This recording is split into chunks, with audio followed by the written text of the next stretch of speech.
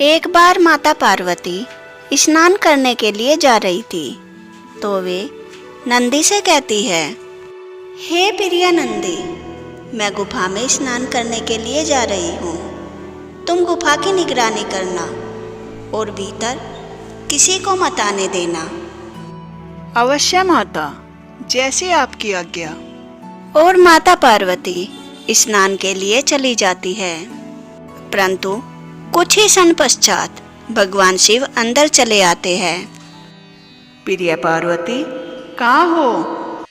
माता पार्वती आश्चर्यचकित हो जाती है। हे स्वामी, आप भीतर कैसे आए? हे प्रिय, तुम्हारे कहने का अर्थ क्या है? स्वामी, आपको किसी ने रोका नहीं? नहीं प्रिय, मुझे तो किसी ने नहीं रोका। माता पार्वती इस बात को टाल देती है और भगवान शिव से पूछती है, कहिए स्वामी, आपको क्या काम था? कुछ नहीं प्रिय, मुझे तो केवल तुम्हारी याद आ रही थी। स्वामी, अभी मैं स्नान कर रही हूँ। आप कृपा करके गुफा के बाहर जाकर मेरी प्रतीक्षा कीजिए। कुछ ही क्षणों में मैं बाहर आ रही हूँ। स्नान के पश्चात माता पार्वती गुफा के बाहर जाती है और नंदी से कहती है, हे नंदी, आपसे मेरी आज्ञा का पालन भी नहीं हुआ। केवल यही तो कहा था कि आप किसी को गुफा के भीतर ना आने दें, आपसे वो भी नहीं हुआ। हे माता, वे महादेव है, उन्हें मैं कैसे रोक सकता हूँ? आप उन्हें मेरी इच्छा भी नहीं व्यक्त कर सकते? हे माते, महादेव मेरे स्वामी है। उनकी इच्छा थी, उन्हें गुफा के भीतर जाना था और उनकी इच्छा सदैव मैं सबसे ऊपर रखूंगा। हे नंदी, क्या पता मेरी इच्छा व्यक्त होने के बाद उनकी इच्छा बदल जाती? माता, महादेव सर्वज्ञानी है, वे आपकी इच्छा पूर्णता ही जानते होंगे, उन्हें व्यक्त करने की कोई आवश्यकता नहीं। माता पार्वती नंदी के शब्द सुनकर दुखी हो जाती है और महादेव के पास जाकर बैठ जाती है। वहीं पर कार्तिकेय और अशोक सुंदरी भी खेल रहे थे। कार्तिकेय कहते हैं, माता, आप ये बताइए, आप मुझसे ज्यादा प्रेम करती है या फिर अशोक सुंदरी से? हे पुत्र, मैं तुम दोनों में कोई अंतर नहीं करती। तुम दोनों मेरे लिए एक समान हो। परंतु तुम बताओ, तुम किससे ज्यादा प्रेम करते हो, मुझसे या अपने पिताश्री से? माता, मैं आप दोनों से एक समान प्रेम करता हूँ। अच्छा, मैं और तुम्हारे पिताजी अगर तुम्हें आज्ञा दे तो तुम पहले किसकी आज्ञा का पालन करोगे? माता, पहले मैं पिताश्री की आज्ञा का पालन करूँगा, फिर आपकी। और पुत्री तुम? सत्य ही तो कहते हैं भ्राताश्री, पहले पिताश्री की आज्ञा फिर आपकी। माता पार्वती कुछ नहीं कहती, परंतु वह मन से दुखी थी। माता पार्वती का दुख प्राब्राह्मण महागणपति देख रहे थे। यह कैलाशवासी माता आदि पराशक्ति को किस तरह सताते हैं। देवी सिद्धि लक्ष्मी कहती है, हे स्वामी, मुझे ऐसा क्यों प्रतीत हो रहा है? अभी आपकी कोई लीला का समय आ गया है। प्रिया सिद्धि, अब समय आ चुका है। देवी पार्वती के सहारे अब मैं अवतरित हूँ। और महागणपति अंतर्ध्यान हो जाते हैं और माता पार्वती अगले दिन स्नान के लिए जाती है और वे अपने शरीर पर उपटन लगा रही थी। तभी माता कहती है, क्या ही अर्थ है कैलाश स्वामी होने का, जब मेरी यहाँ कोई सुनता ही नहीं। मेरे प्रभु शंकर के पास तो एक से बढ़कर एक गण है। उनके परम भक्त नंदी और हमारी संतानें सभी उनकी बात सुनते हैं। भ्राता विष्णु के पास शेषनाग और गरुड़ है, वे सदैव उनकी बात सुनते हैं, परंतु मेरी बात कौन सुनता है? अब बस हुआ, मैं अपने लिए एक ऐसे गण की रचना करूंगी जो 33 कोटि देवी देवताओं से भी श्रेष्ठ होगा। त्रिदेवों की संपूर्ण शक्ति से मैं उसका निर्माण करूंगी। माता, अपने शरीर पर से उपटन उतारकर एक बालक की रचना करने लगती है। ब्रह्मा सा ज्ञानी हो, विष्णु सा शूरवीर और शिव सा शक्तिशाली हो। बुद्धि में ब्रह्मा से श्रेष्ठ हो, रूप में विष्णु से मोहक और शिव से बड़ा तपस्वी हो। सबसे पहले मेरी ही आज्ञा का पालन करे। सभी गणों में सर्वश्रेष्ठ गणपति और माता की बनाई हुई आकृति में जाकर ब्राह्मण महागणपति जाकर प्रवेश कर लेते हैं और वे एक पुत्र का रूप ले लेते हैं। प्रणाम माता, आपकी क्या आज्ञा है? अरे मेरे पुत्र, तुम तो जीवित हो गए। मेरे प्रिय पुत्र, कोई तो इस कैलाश पर्वत पर आया जो मेरी आज्ञा का पालन करेगा। अवश्य माते, मैं केवल आपकी ही आज्ञा मानूंगा। माता, कृपा कीजिए और मुझे बताइए आपकी क्या आज्ञा है। मुझे सौभाग्य दीजिए कि मैं आपकी आज्ञा का पालन करूं। पुत्र, मैं स्नान कर रही हूँ। तुम गुफा के बाहर जाकर यह सुनिश्चित करो कि कोई भी इस गुफा के अंदर प्रवेश न कर सके। गणेश जाकर गुफा के पहरेदार बन जाते हैं। कुछ क्षण पश्चात महादेव आ जाते हैं। प्रिय पार्वती, किधर हो तुम? प्रणाम, माँ पार्वती इस गुफा के अंदर है। ए बालक, तुम कौन हो? मैं माँ पार्वती का पुत्र हूँ। उन्होंने कुछ ही क्षण पहले मेरी रचना की है। पार्वती के पुत्र, अर्थात तुम मेरे भी पुत्र हो। पुत्र, मैं तुम्हारा पिता शिव। गणेश खुश हो जाते हैं। प्रणाम पिताश्री। चलो पुत्र, गुफा के भीतर जाते हैं तुम्हारी माता से मिलने। मेरे पास कई प्रश्न है। रुक जाइए, माता की आज्ञा है, गुफा के भीतर कोई नहीं जा सकता। पुत्र, मुझ में और पार्वती में क्या अंतर है? वह मुझे भीतर जाने से नहीं रोकेगी। और मैं तुम्हारा पिता हूँ, तुम मेरी आज्ञा का पालन नहीं करोगे? नहीं, मेरे लिए माता की आज्ञा सर्वश्रेष्ठ है। जब माता स्नान कर लेगी स्वयं ही बाहर आ जाएगी। मैं तुम्हारा पिता हूँ और कैलाशपति भी। कैलाश पर्वत पर मेरी आज्ञा का पालन होता है। यह कैलाश आपका हो सकता है, परंतु यह देह, इसकी रचना मेरी माता ने की है। इस पर उनका ही अधिकार है। मेरी माता के श्वास से ही मेरे प्राण आए हैं। भगवान शिव क्रोधित हो जाते हैं। मेरे गणों, इस बालक को इस गुफा के पास से हटाओ। भगवान शिव के सारे गण गणेश पर हमला कर देते हैं।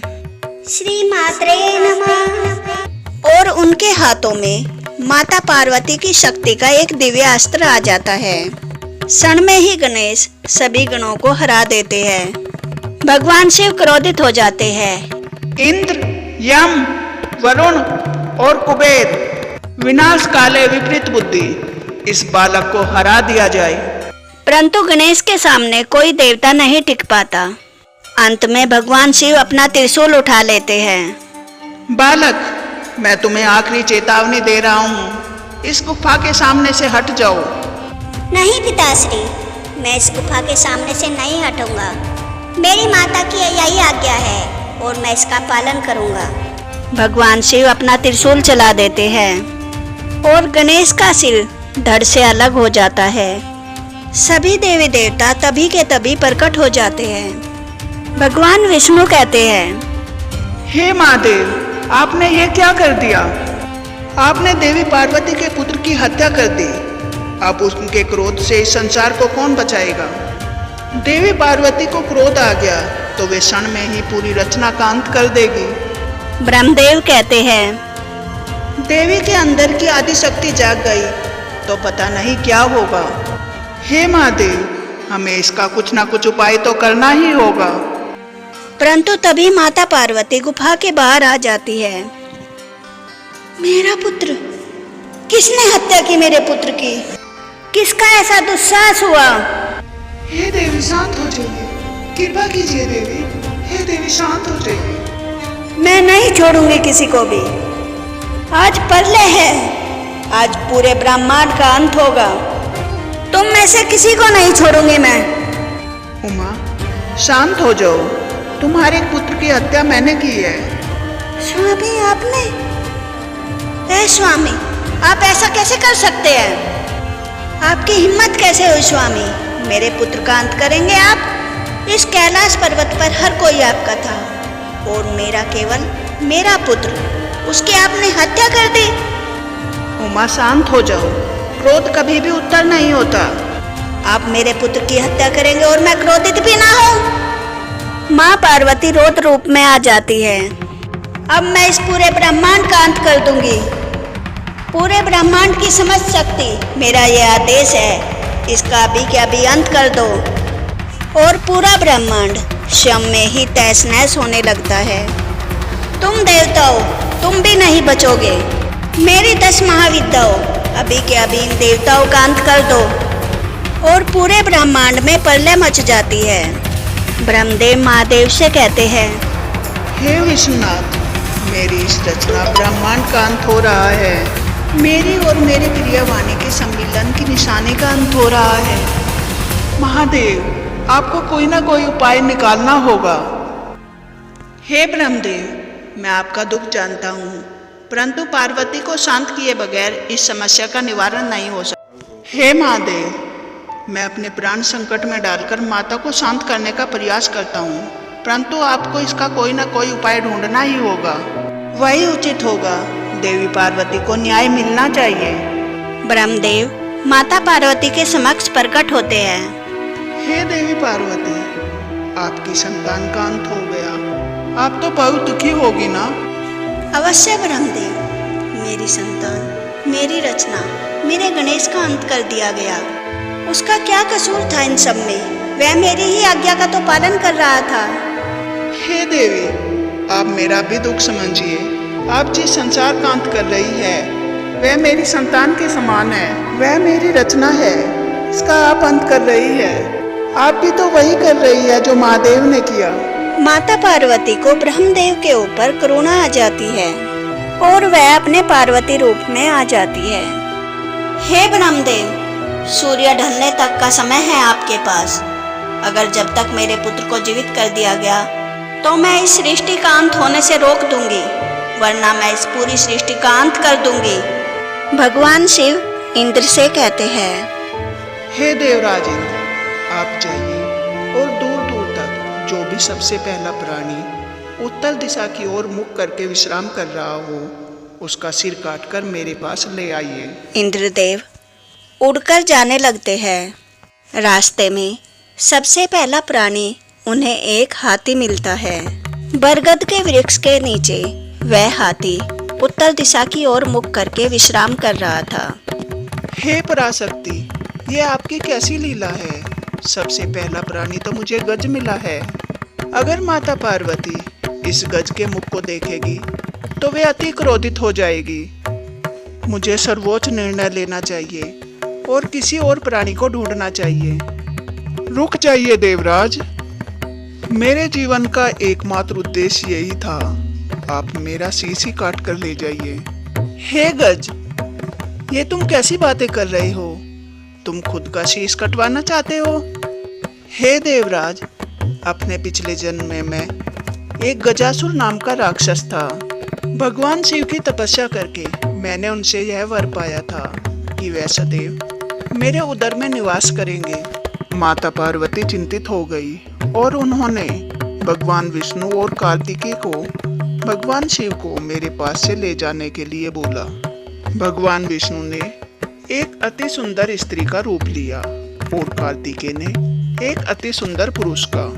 उन दोनों ने अपनी लीला से भगवान शिव को मेरे अंदर से निकाल लिया था, परंतु दयालु भगवान शिव ने मेरा वरदान व्यर्थ जाने पर उन्होंने मुझे एक दूसरा वरदान दिया कि अगले जन्म में मैं उनका पुत्र बनूंगा।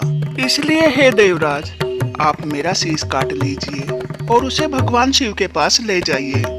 देवराज इंद्र उस गज का शीश काटकर भगवान शिव के पास ले जाते हैं। भगवान शिव अपनी शक्ति से उस गज के शीश को गणेश के धड़ से जोड़ देते हैं और वह गजानन का रूप धारण कर लेते हैं। प्राण वापस आते ही गणेश बोलते हैं, प्रिय माते, शांत हो जाइए, मैं वापस आ चुका हूँ। माता पार्वती भागी भागी गणेश के पास जाती है और उन्हें गले से लगा लेती है।